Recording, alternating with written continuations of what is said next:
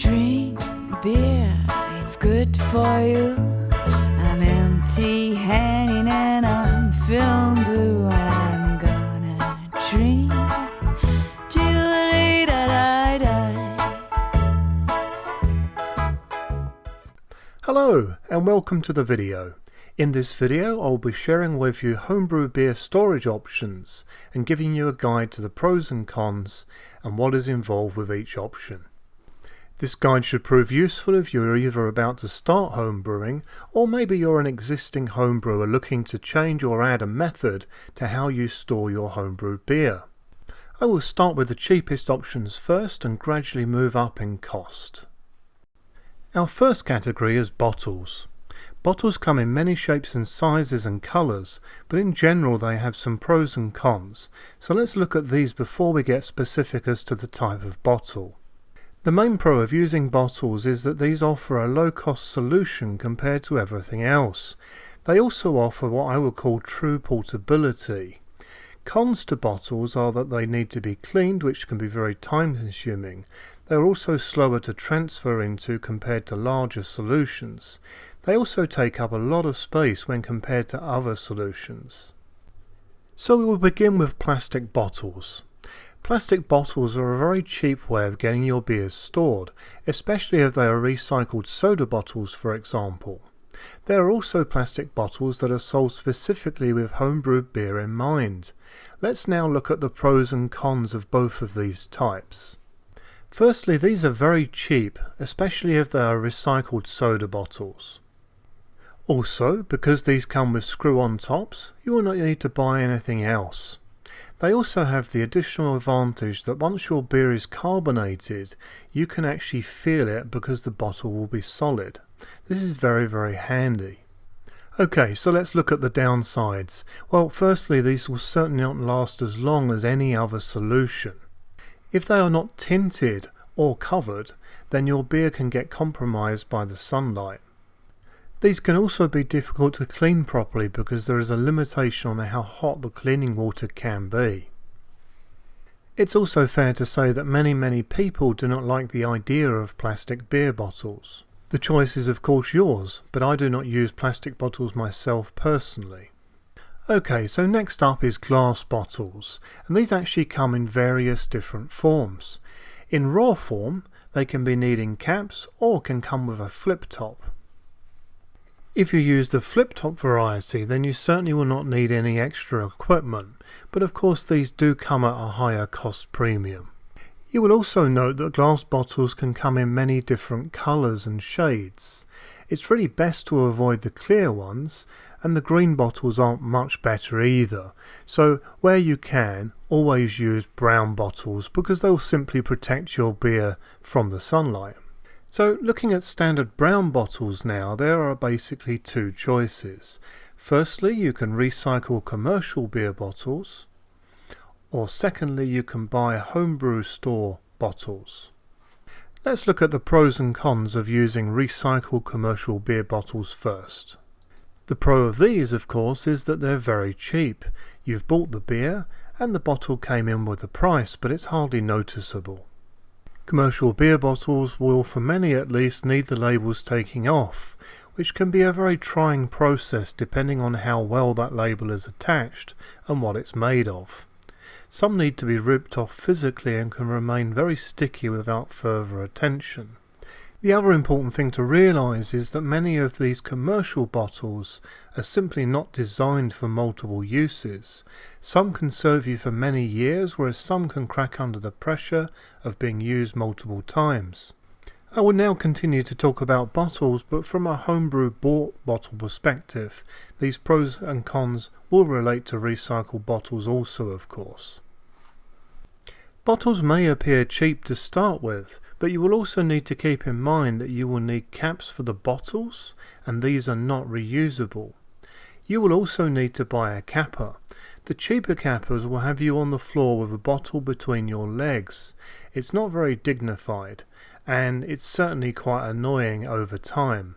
A faster and more dignified solution is a tabletop capper, but these come at a far greater cost. Personally, I do use bottles of both the flip top and cap variety. I only use a tabletop capper these days. Next up we have mini or party kegs. Once again, these come in a variety of designs and types. A cheaper option here is a tapper draft system, which is giving you 5 litre plastic bottles. You get a tap system with these, which adds pressure from small CO2 cartridges. These must be food safe, unlike those used for paintball guns, for example. Like the majority of these systems, it's best to use carbonation sugar in these and actually use the CO2 cartridge to provide serving pressure. This is how basically these types of solutions all work. There are also a variety of large growlers on the market, like those from Growler Works. In addition, there are mini party kegs like these that are made of thin metal that come with a serving tap. These are often quite similar to those you can buy from breweries that contain beer already. Then you will find, often online, party kegs that look like scaled down full-size kegs. So let's look at the pros and cons of these very similar systems. Pro-wise, these are generally very cost-effective and offer great portability. True to their name, they are ideal for parties. You will certainly get what you pay for though, so be aware of cheap online solutions from places like China. These often look the part but fall down in terms of quality, giving them a shorter life. I would advise just buying what you can get a form of warranty for to avoid future disappointment. Also be aware that many of these systems can really eat those CO2 cartridges, especially if you will drink the beer inside over time rather than in one session like at a party. The cost of these can really add up, and keep in mind that importing them can be hard due to their flight restrictions. Some of these also come with a CO2 pressure valve like a regular full-size keg will. Do not be fooled by this. The level of precision that these offer in terms of pressure is not anything like you will get from a regular full-size keg setup. Also be aware that the level of pressure that you can add to these is limited compared to a full-size keg. Some of these solutions will take more than others, but be careful when adding your priming sugar. Use too much and you could have an exploding mini keg on your hands. Personally, I own and use a selection of these solutions, the Growler Works U-Keg being my favourite for its wow factor looks-wise. I still use the tapper draft system from time to time also. Now we're into the price point of beer kegs. Before I explain the differences in types, let's look at what these have in common and the common pros and cons. Beer kegs, irrespective of their type, will share similar characteristics. Firstly, they are made out of stainless steel. They will need a CO2 bottle and a regulator. You will also have a way of dispensing via a tap that can range from plastic to the more expensive stainless steel versions. The tap and the CO2 bottle will connect to the system of hosing. Let's look at the pros and cons of kegs in general now before I move on to different types. The main pro is, of course, that you get to have a pub-like draft beer experience with your homebrew, and this really has a great deal of satisfaction attached to it. Transfer of your beer from your fermenter into a keg is a simple and fast process, especially compared to bottling. Beers can also be fast carbonated with certain techniques within hours instead of weeks. You have fine control over the level of carbonation also, and this can be fine-tuned later on if you wish. It's also fair to say that cleaning is less labour intensive compared to bottles, but if you do wish to have some bottles, then you can simply fill them from your keg via a beer gun. So there's certainly a lot of pros to kegging, but what are the cons? Well, the main con is the cost of doing this versus other methods. Apart from the cost of all you need, you will also need to have your CO2 bottles refilled from time to time also, which is not super cheap. You will also need to use specialist cleaning products for the keg itself, quite similar to what you use for a brewing system, and also something separate for your lines, all adding cost. You will also need to have a dedicated fridge for your kegs. This will also mean that you will want to drill holes in it to convert it into a kegerator. There are of course professional versions ready-made, again at additional cost. So you can see by my list that I have found almost as many cons as pros here, and most of these involve money. So in terms of value, is it worth it? I believe that it totally is worth it, but only if you can afford it. Don't buy one if you then can't afford to feed your kids. Then of course there is always the law of homebrew equipment, which dictates that whatever you pay for it, as far as the wife is concerned, it cost half that price and was as such a total bargain. These laws are in place to protect you. So let's look at different types of kegs now, starting with Corny or Cornelius kegs. Corny kegs are very popular with homebrewers and account for most of the keg market worldwide. The most common size is 19 litres or 5 US liquid gallons. You can actually get smaller versions, though these are usually cheap and not so cheerful Chinese kegs. Again, I warn that importing kegs from places like China can lead to a false economy. Many of these are not even pressure tested and will certainly not have the lengthy life that a quality keg will have. For a home brewer, there is nothing worse than a keg failing. You lose your beer, have a lot of cleanup, and you will need to refill your CO2 bottle. Corny kegs come in two varieties, pinlock and ball lock. These are two different post types, which means the disconnects need to match. Ball lock kegs are smaller and have valves that make them a bit easier to vent. For these reasons, they are the most commonly used type for homebrew.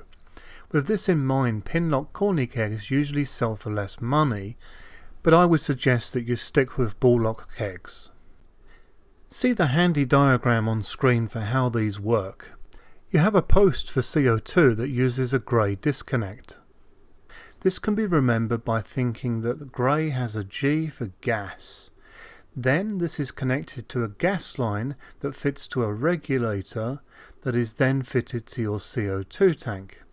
On the other side you have a black disconnect, which can be remembered by using the B in black for beer. This side is for dispensing your beer. This connects to a beer line, which is then connected to your tap. Pretty simple stuff. At the top of the keg you have a release which allows you to remove the lid. This is handy for cleaning as it allows you enough room for you to get your hand and arm in.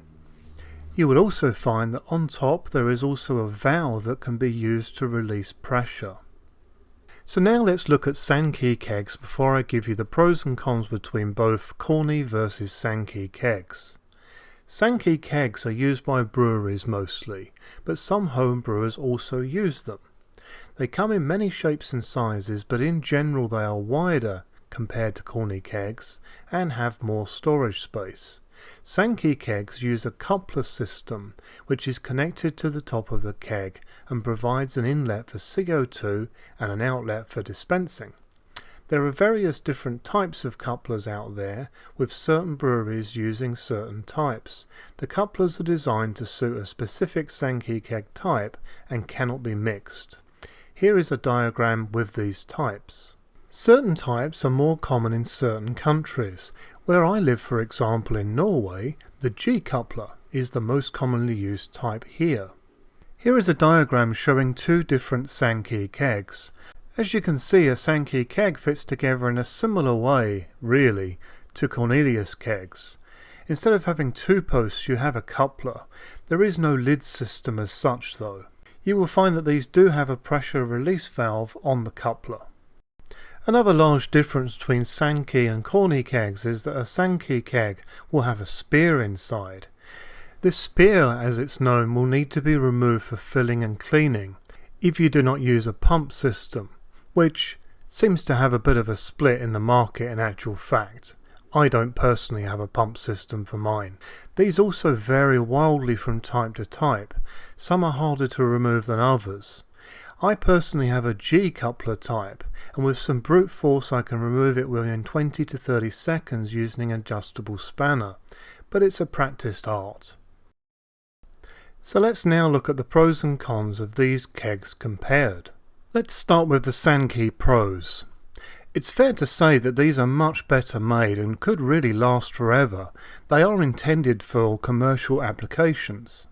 They are also available in much larger sizes that would certainly suit certain homebrewers. On top of that, they're also available in more variety of sizes also. These can be found on the cheap due to lower demand by homebrewers in certain countries. Due to their design, there are certainly far less places from which to have gas leaks from. They only have one O-ring to replace compared to 5 on a Cornelius keg. They have a much larger and more direct fluid path, meaning that they are less likely to have foaming issues. Let's now go to the Sanke cons. The first thing to say is that they have limited access inside, and this can be a bit of an issue for cleaning if you're used to Cornelius kegs. There are ways round this, but it's a bit of a culture shock when you first try. They are generally more time consuming to open. Also, they are usually more expensive to buy. The fittings are also more expensive. With that small keg opening, it's not so easy to add dry hops or ingredients in general. Sanke kegs are also not so easy to buy in certain markets. Fortunately, there are less pros and cons for Cornelius kegs. Let's start with the pros. They are certainly easier to find for sale. They are sold widely in pretty much every country and are very popular. They are generally cheaper, though prices have certainly risen in recent years.